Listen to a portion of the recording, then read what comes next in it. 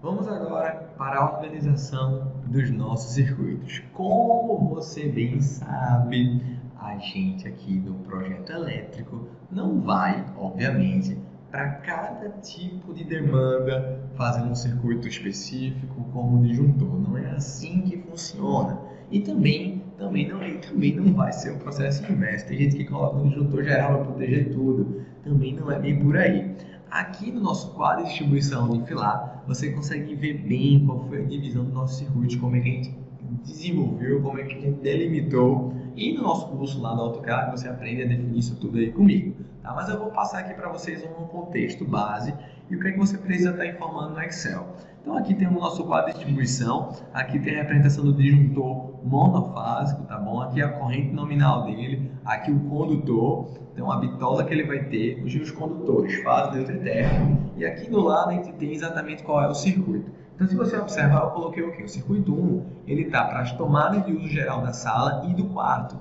Então normalmente a gente não coloca junto tomada e iluminação, a gente separa. Tomadas vai ter um circuito, iluminação vai ser outro circuito. Mas como a tomada de uso geral, a potência dela é baixa, é comum a gente juntar com mais de um ambiente. Então eu juntei aqui sala e quarto. Circuito 2 é a iluminação da sala e do quarto. E observe que a bitola do meu condutor, do meu fio, ele muda. 1,5 para iluminação, 2,5 para as tomadas. O fio de 1,5, para você ter uma ideia, ele suporta 15,5 ampere. Ele poderia ser trabalhado com o circuito de tomadas. A corrente aqui é baixa da tomada de uso geral. Porém, qual o detalhe? A norma prevê que o e-mail é apenas para iluminação. Então, fica atento a isso. Você que é engenheiro, você que está vistoriando obra, fio de e-mail e iluminação exclusivo para ela é a norma que define. Circuito 3, tomadas. Está vendo? Quarto e banheiro. As tomadas de uso geral, não é a tomada de uso específico do banheiro. Circuito 4, iluminação do quarto e banheiro. Circuito 5, tomada de uso geral da cozinha. Por quê? Porque se você bem lembra, aqui no meu quadro de previsão de cargas, as tomadas da cozinha chegam a 2.000 quase VA.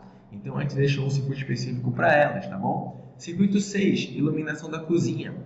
Depois, circuito 7, tomada de uso específico do ar-condicionado. Lembra o que eu falei, pessoal? Quando você vai ter aí, ó, tomada de uso específico, você vai ter que ter um circuito específico, você vai ter que ter os condutores específicos, você vai ter um disjuntor específico para ela. E aí você faz, Diego, por que o circuito 7 está com 4 milímetros e o circuito 8 está com 2,5? Porque você tem um negócio. De acordo com a distância que o condutor vai percorrer, a bitola do fio ele também será alterada. Então já a gente vai verificar se isso aqui está certo ou não. Beleza? E circuito 9, para finalizar, o circuito do nosso chuveiro elétrico, um circuito específico da nossa TUI. Então, qual o detalhe? Aqui dentro do Excel, eu gosto de definir por cores. Por quê? Porque facilita na hora de você estar manuseando as informações. Então, observa aqui, ó, eu criei uma tabela, a organização dos circuitos, botei circuito e ambiente. E em seguida eu fui botando, ó, do número 1 a 9, que são todos os meus circuitos, beleza? 1 a 9. Esses últimos 3 disjuntores que você vê no quadro são circuitos reservas. Por que eu tenho 3 circuitos reservas? Por que, Diego? Da onde é que tu criou isso? Tu tirou da tua cabeça? Não. Aqui nas planilhas a norma define isso aqui, ó.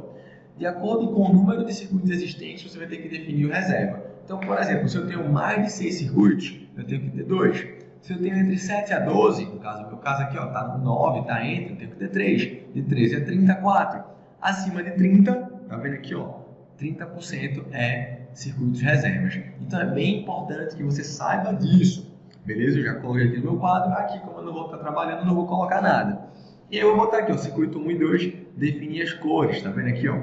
Sala e quarto 1, tomada. Sala e quarto 1, iluminação. Então cada um tem aqui seus circuitos, tem suas cores. Por quê? Porque à medida que eu fui passando os meus condutores, eu ia grifando aqui o que eu fiz e o que eu não fiz. Beleza? Entenderam aí? Vocês já começaram a entender a disposição do quadro de distribuição, a organização dos nossos circuitos e na nossa próxima aula a gente vai começar a nos debruçar, eu gosto dessa palavra, né? Coisa de professor. Nos debruçar, estudar, interpretar o levantamento de quantitativos, velho. Levantamento de quantitativos. A gente vai ter que calcular o número de tomadas, interruptores, caixa de passagem, ponto de iluminação. Muita coisa aqui é realmente manual, até porque a gente não está trabalhando no software BIM, galera. Quando você trabalha no Revit, no Lume, no Auto QI elétrico, em softwares específicos para projeto elétrico, principalmente em BIM, ele consegue fazer todo esse processo aqui mecânico nosso de maneira automática. Mas aqui é um curso de Excel, a ideia é a gente estar realmente aprendendo como manusear essa ferramenta, então a gente tem que aprender mesmo, tem que fazer na munheca, até porque quando você for evoluir para o BIM, comigo, com o tio Diego, vai ser cada vez mais fácil. Espero você lá. Valeu!